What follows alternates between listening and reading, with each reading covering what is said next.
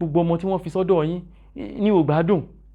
gbogbo wọn pé àwọn ará ilé tẹ́jọ́ ń gbélé ní òṣùwọ̀n bí wọ́n bá yín gbálẹ̀ wọn ò mọ̀ ọ́ gbá bí wọ́n bá kí yín wọn ò mọ̀ ọ̀rọ̀ sọ kò sí ohun tó ń ṣe tọ́mọ̀ ọ́ ṣe ẹ wá dẹni tí ó ń fa mi àgbàlagbà tó lọ́ ń fa kànga ẹ̀yin náà ni ẹ̀ ń lọ ata fúnra yín láì ṣe wípé kò sí olùrànlọ́wọ́ ní sàkáání yín a gbà wípé àwọn kan wà tó jẹ́ wípé kò sí ọmọ lọ́dọ̀ wọn kò sẹ́nì kankan tó lè máa ràn wọ́n lọ́wọ́ ṣe bí ṣe sọ̀hún ṣùgbọ́n ṣá ti yín yàtọ̀ ẹ láwọn tó lè bá yín ṣe ó di kí ẹ máa bọ̀ láti àríwá kí àwọn alábàágbé yín máa ságba gúúsù wọ́n á ní wọ́n ti ń bọ̀ o lóró ti ń bọ̀ eléyìí á máa lẹ́yìn o ẹ̀yin àgbà náà lẹ́bọ̀ lẹ́ni ènìyàn kò lè tájà yẹ̀pẹ̀ kó má gbowó òkúta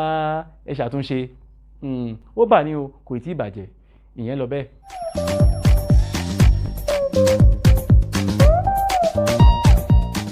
ní àjọ Mopcare à ń ṣe ìgbìrò ìkọ́ni àti agbátẹrù ètò ìtọ́ni sí ìgbé ayé rere fún gbogbo ènìyàn tí ó wà lẹ́nu iṣẹ́ kan tàbí òmíràn.